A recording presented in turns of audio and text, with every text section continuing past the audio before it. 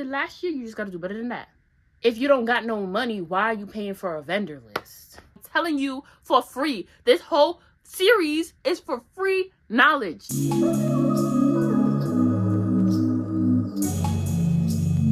Hey y'all, welcome to my channel. Today is episode 4 of Business ReminHER. Episode 4, we're a whole month in, y'all. A whole month in. Like, who you know consistent with a series? Oh, wait. Oh, today's great. I got a drinkity drink. Well, no, I don't got a drinkity drink. I got a drink. Because y'all know before I didn't even have a drink. I had a matcha last time, but I didn't have a drink. Drink in the cup. That's peach kombucha. It's not a drinky drink, but it's good for the spirit, good for the soul. Well, you know, good for the spirit, good for the body. That's what I meant to say. But today we're doing inventory. So we're going to be doing buying inventory, like where to buy it. We're going to do pricing inventory. We're going to be doing where to store your inventory, all of that stuff today.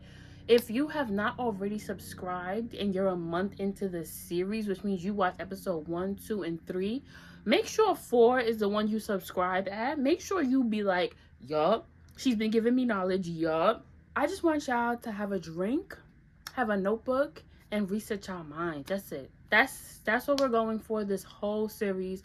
So make sure before we start with number 1, make sure you have your notebook. I feel like a teacher now because I got to keep explaining myself, got to keep repeating myself. It's the repetition for me. I shouldn't have to keep telling you this if you're on episode 4. Now, if you're new to my channel, hi, my name is Makeda, but you can call me The Real Impulse.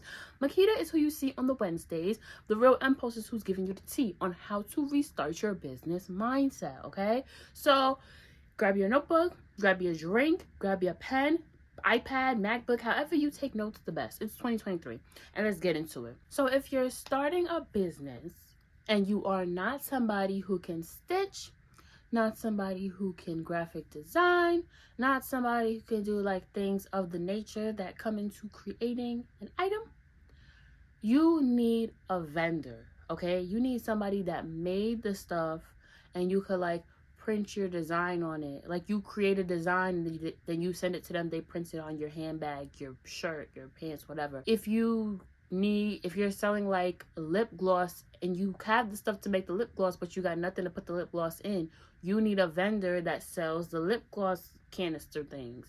If you're a nail tech but you're not the one who's creating the acrylic, you need everything needs a vendor. You need somebody to do something for you, okay? You need a vendor. A good place to get a vendor is, well, first of all, I just want to ask y'all this, person to person, girl to girl, or whoever you are.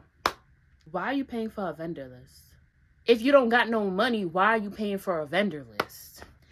I'm not understanding why you're spending money on a vendor list and you ain't got no money.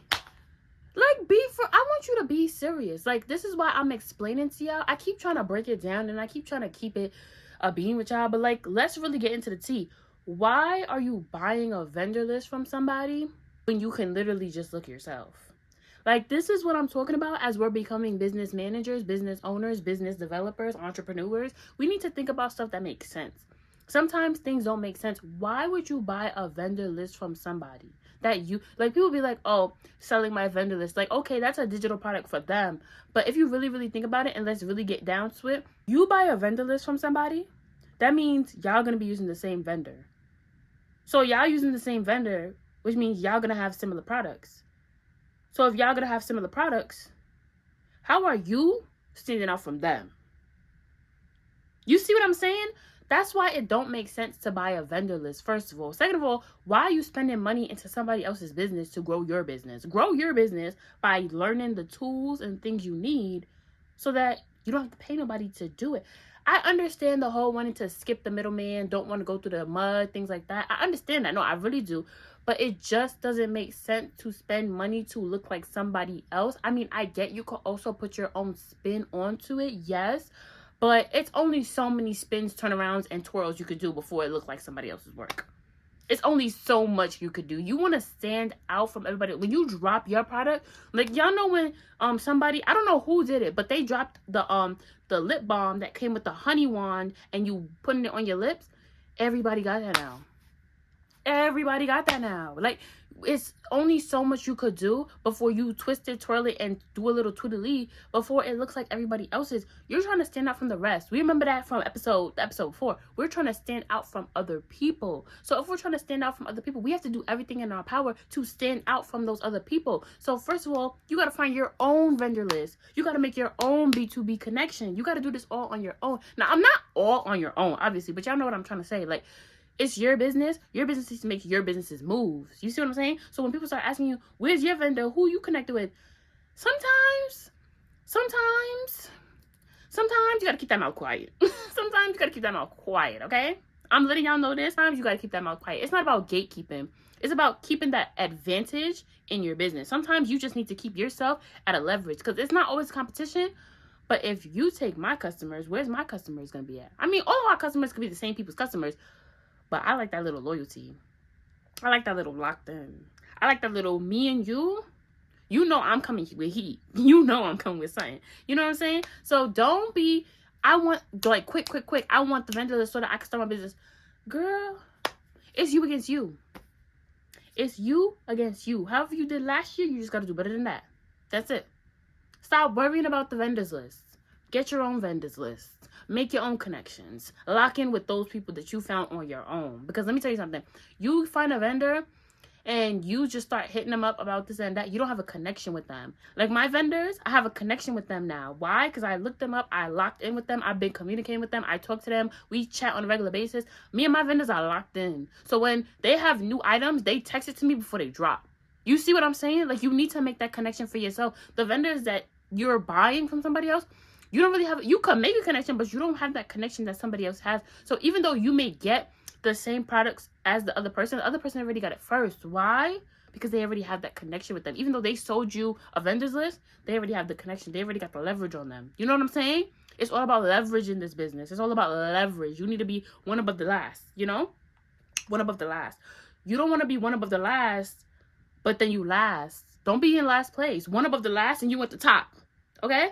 So when it comes to a vendor, you can go on Amazon. Amazon is a huge vendor market. Amazon in itself is one of the, actually might be the biggest company in the world. Okay?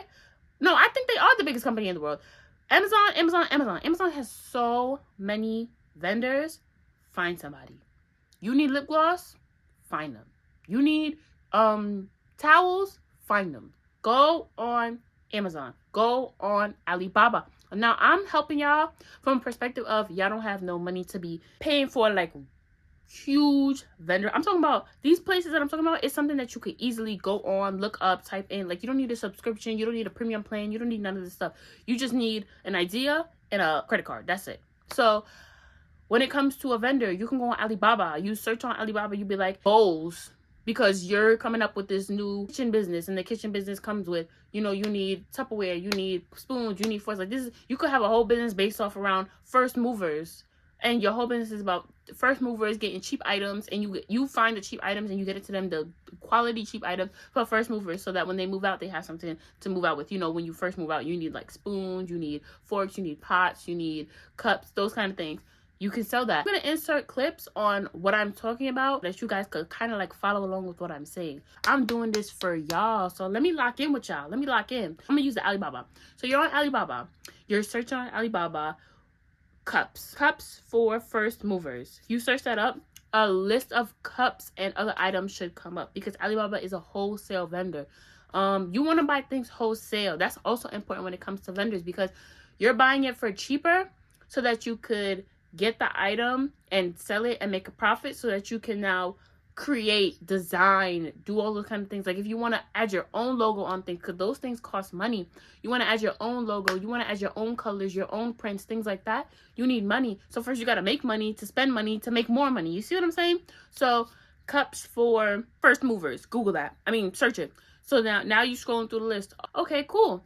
So now click something. Click any one that stands out to you. So now what you want to look for in a vendor is length of a vendor, how long they've been a wholesale vendor. Because let's say you go on the website and the vendor is only there for like 1 year, 6 months, 5 days. Like, that's not trustworthy. Don't get scammed, y'all. Don't get scammed.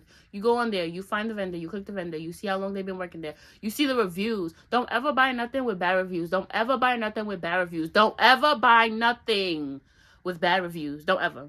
So you go, the reviews is good. Now you're looking at the item itself. Oh, they have this cup, that cup, this color cup, whatever the case may be. So now you're gonna chat with the vendor. If they don't have a video of an item, don't buy it. If they don't have a video of an item, don't buy it. So you go, they don't have a video, chat with them. Hey, do you have a video of this item, a up close video of this item, whatever the case may be, however you want to word it, talk the way you talk, keep it professional though. They say yes or no. If they say no, bye-bye. If they say yes, then you continue talking with them. You get a connection. You ask them, how fast would it ship? If they don't have their shipping prices up already, more than likely it might be more expensive than an average shipping price. You can always play around. Don't ever put all your eggs in one basket, and don't ever settle for the first egg that you land upon. So if you get a deal, like a steal of a deal, and it's like they're rushing you to buy it, don't buy it, because something is always suspicious when somebody wants you to buy today and now. There's always something suspicious. Don't ever take it as they're trying to help you out. Everybody's always trying to eat for themselves. I promise you. I would not lie to you about that. Everybody's always trying to feed themselves, period. You got to be feeding yourself. So if somebody's trying to be like, oh, this sale ends tonight, this sale ends tomorrow, you only got five minutes to purchase, that item wasn't for you. Then that item, it really wasn't for you. Now if it was a deal and they really like they were trying to help you, I mean, it's better to be safe than sorry. You're gonna end up spending that money, the next thing you know, the item doesn't ship for 5 months. You're launching in 5 months. There's no reason for the item to be shipping the day you launch. You know what I'm saying? So just make sure you have everything prepared and solidified when you're purchasing. Make sure everything makes sense when you're purchasing. Don't be rushed to purchase, and don't let nobody tell you that this is the only deal you're gonna get. So don't let nobody force you into getting nothing that you don't need. But finding a vendor is probably going to be one of the most important parts of this online business that you are starting. Okay, so just make sure that when you're shopping for your items, you're looking at the quality of the vendor, meaning the reviews. You're looking at the length of the vendor, how long they've been in business. You're looking for the quality of the item that you're getting from the vendor. And if you don't find quality items that you like if you feel like it's not gonna connect with your customers, not gonna connect with your market, don't get it. Like, you don't have to get it. Another thing with vendors, test those items. Don't buy nothing in bulk. Test those items. You found your vendor, you found the item, you approved of it, you communicated with them. Test the vendors. That's another thing. But don't let nobody rush you into this whole process. It's a process. It's not something that you finish overnight. This is a process. You got to test the items. Don't ever buy in bulk if you didn't test the item yet. But test them. Make sure they're good quality. Make sure they're what the person said they were going to be. And then you move on from there. Because I don't want y'all to go into business. First of all, I don't want y'all to go into debt, as I said in the previous videos. I don't want y'all to be rushed into starting your business. That's how I'm saying now. Don't go into debt, and don't be rushed to start. Inventory storage, okay? Let's talk about inventory storage. Why you got these people items on the floor? Why you got these people items under your bed? What? Don't get me mad. Don't get me mad. Why you got these people items in places they're not supposed to be and then selling it to them? Let's be so serious right now. I'm so tired of y'all acting like y'all got it together and y'all don't. Y'all tuned into my video? Yeah, tune in a little bit closer. When it comes to storage of your business, don't ever put nobody's stuff on no floor, nothing. Maybe your own, like if you buy a sample of an item and you want to put your sample wherever you put it because it's your stuff, put that wherever you want to put it. Don't put nobody's hard-earned dollar product if you wouldn't want yours. Let's be honest with our business. Let's be honest with where we're putting our stuff. So what I did for inventory storage, because I know some of us don't have money to buy a warehouse. Some of us don't have no money for none of that stuff. Okay, girl, I got you. For my business, I cleared out an entire closet in my room of stuff. So stuff that I don't wear, stuff that I haven't even touched in the last 5 years, stuff that don't even need to be in there. I cleared it out. I donated stuff. I got rid of stuff. I did all of that. And then everything else went into my other closets. I took that closet. I cleaned it. Because y'all need to clean it. I cleaned it. I sanitized it. I disinfected it. I did all that stuff. And then I took inventory and put it in the closet. So I want y'all to understand that when it comes to business storage, how much stuff you buy, remember we talked about that in the last video, how much stuff you buy depends on how much money you have to buy it with.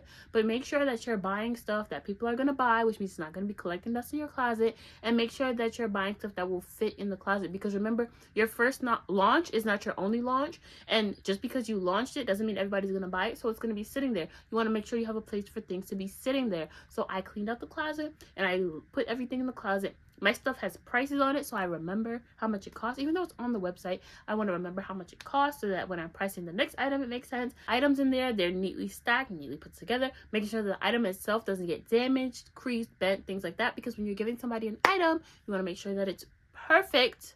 Because when they get it and they open it and they see that it's not good, bad review. They see that it's missing something that you said it would come with, bad review. We don't want any reason to get a bad review for something that we have control over. So you can buy, like if you go on Amazon and you want to buy like shelves, because if you're like, let's say you're selling like sweatpants and sweatshirts and things like that, you want to fold it neatly and put it on a shelf. You can buy a shelf in Amazon and create a shelf and put all the stuff on there. If you're selling jewelry, you could buy, like if you go to Target, they have those little like storage drawer thing, because jewelry is not big. You don't need like a lot of space to put jewelry, even though if you could buy like 60 pieces of jewelry, you don't need a lot of space to put that stuff. So you would get the little dresser, label it, put earrings, necklaces, rings, put it in the little sections of the storage unit. Comes to inventory as well. When it comes to storage, you also need a place to store, like, so I sell glasses, but the glasses need to come in a glasses case. You need a place to put the glasses cases. You can't put that on the floor either. Nothing goes on the floor. Nothing goes under your bed, y'all. Be honest with your stuff. Be clean. Be real good with the products that you are selling to people, okay? Anything that you sampled, anything that you wore, anything that you touched, like physically, like I know obviously y'all are touching like the packaging that it comes in. That's fine. Do not touch those items that people are selling unless the item is like, when you do it, you put your own tag on the clothes, or like you want to make sure, like things like that. Other than that, don't open nothing. Make sure it's fresh and neat and clean for the customers when they receive it, okay? And anything that they do with the item after that, that's their business. Unless they want to return it and you have your return policy, things like that, which we can get into in another episode. But for the purposes of this video, inventory. Make sure your inventory is clean, neat, sanitized to the best of your ability. Make sure that when you're giving it to somebody, it's in excellent condition. Don't ever give anybody something that you wouldn't want to receive yourself, okay? When y'all are communicating with these vendors, please be nice. Please be so nice to them.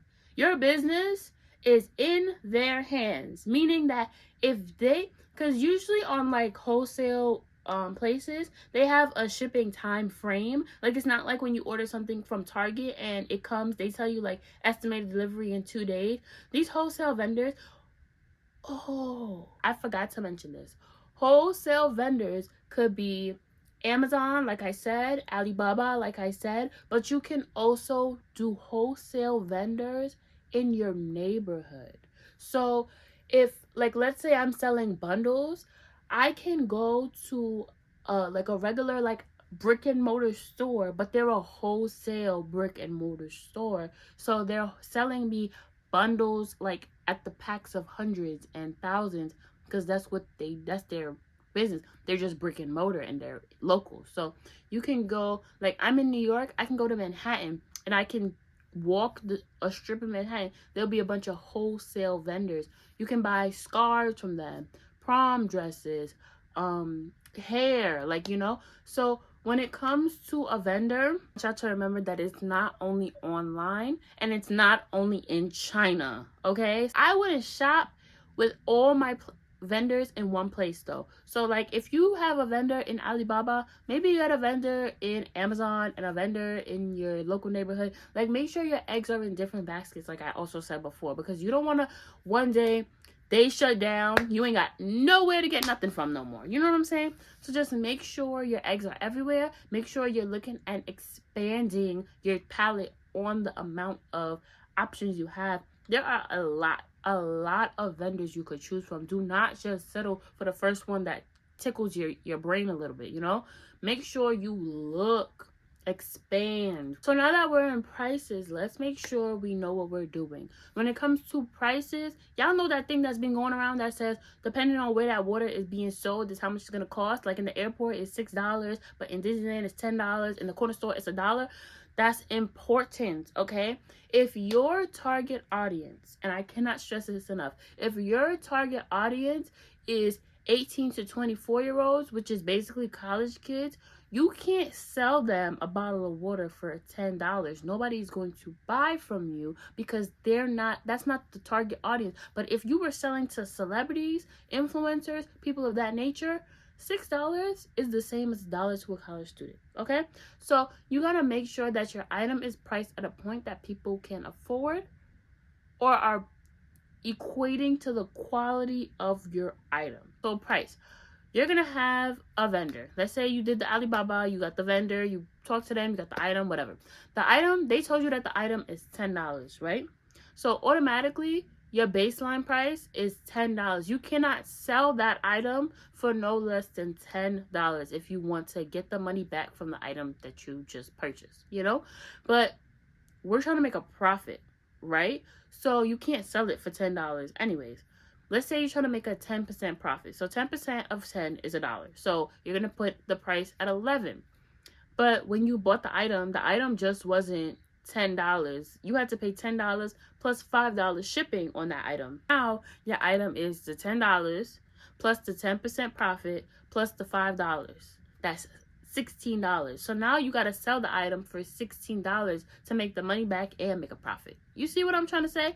Now it's good to look at the market and how much you're buying, because if you're selling something and you're not making a profit, your business is going to go down because you're not making any money to sustain it, and you don't want to take out a loan and the amount that you're putting in is not coming back. You know, you got to make sure we're balancing. Okay, so if you buy an item and the item is $10, you pay the $5, $15, then you got the $1 profit. Now that's $16. Now who's paying for the shipping? If you're paying for the shipping, now some people like to do, like, they say it's free shipping, but nobody's ever giving you shipping for free. The price is already in the item. So now let's say shipping is, I know when I'm shipping an item, depending on the weight, it can be $4 to $7. So you're paying $4 for the shipping and your item is free, plus the shipping that you paid to get the item, that was $5. So $4, $5, that's $9, plus the 10% profit, that's $1. So that's $10 plus the $10 for the item, that's $20.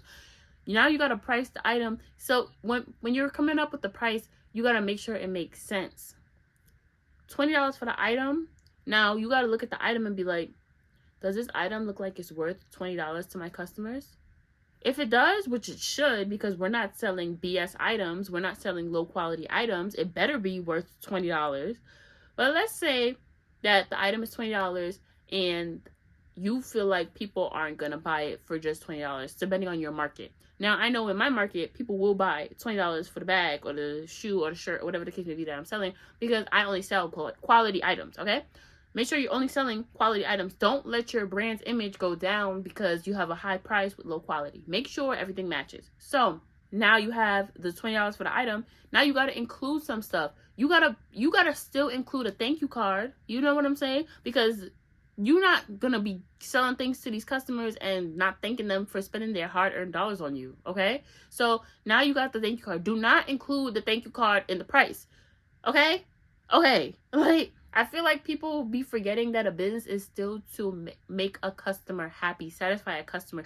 Don't lose customers on dumb stuff. When you're pricing your item, leave out anything extra that you're giving. So if you're giving business cards, don't include the price. If, like, I include business cards, stickers, and the positive affirmation card. They don't pay for none of that because it's free. When you're paying for, when you get glasses from me, Inventory also includes the glasses case and the sticker that I put on it that says luxempulse to customize my glasses case. That is not in the price because I'm giving it to you as a complimentary for shopping with me, for spending your hard-earned money with me. Pricing your item, it comes with honesty. I want y'all to remember that. I feel like a lot of these people, these business gurus, are teaching y'all stuff and it don't make sense. Do not price items with things that are supposed to be gifts to your customers. That's how you lose customers. And if somebody goes, so like y'all know y'all have a vendor, somebody can also find your vendor. Even if you don't tell somebody your vendor, they can find your vendor. And if they find your vendor and they see that the price of the item is $5 and then they go and see that your price is $100, they're gonna expose you. Then you're gonna lose a lot of customers because now they're gonna know that they're overpriced for what they're getting. I provide a luxury experience at a lower price and it makes sense. Y'all need to make sure that your prices make sense. And when it comes to pricing an item, it's also about supply and demand. If you have no demand, your supply is gonna go up. Your price needs to go down. If you have a high demand, the supply is going to go down. The price needs to go up. So y'all know how when y'all used to shop on Fashion Nova, I'm using them as an example because that's the first thing that came to my head. Fashion Nova, when I first started buying from Fashion Nova's clothes used to be like really cheap. Like you can get jeans, shirt, you can get like a couple, you could have got like 2 jeans, 3 shirts, 5, you could have got like 8 to 10 items for under $100. Under 100, not even 100. Under 100, including the shipping. These days, you go on Fashion Nova, 3 items is $100. You know why? Because the demand is so high for them that they need to make the price higher so that less people, even though a business always wants customers, you raise the price because that means you have something valuable to customers. And if they want it, they need to pay for it. That's what the price is. Your price needs to make sense for you and your customers. Always remember that. Now you got the price of your item is $20, but now you're seeing that you're charging $20 for this item, but it keeps selling out every single day. You bought, not every single day, I mean, obviously it's still a business. You bought it for the launch. The launch happened, sold out. You bought it again, sold out. You bought it again, sold out. Your prices need to start raising. Your prices need to start going up. So when you're pricing your items from the beginning of your business to the length of your business and to the end, every business has a life cycle. It's going to end eventually. So when you start going through your life cycle of your business, you need to understand going up is not always a bad thing. Depending on your purchasing power is where your market is going to start. So let's say you have millions and you're able to start a business where your items cost like $80, $90. You're not targeting college kids. You're targeting people like middle class, upper class people that have money. Now, let's say that you have like $1,000 in the bank. Your purchasing power is a lot smaller, so your cost of an item is going to be a lot smaller. So your target audience is going to be a different demographic, So just make sure that whether your purchasing power is high or low, your price makes sense. Don't ever make a price from some random spot in your head like, oh, I bought this item for $1. Let me resell it for $10,000.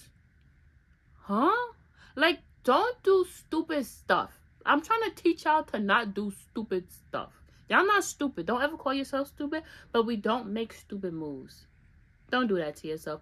Make sure when you're pricing your item, it makes sense. Be honest with your business. Be honest with your customers and make sure that everything you're doing is with integrity. Don't ever put your business in a position to be exposed. Now let's recap. You're going to start your business and you're going to buy your inventory. You need a vendor.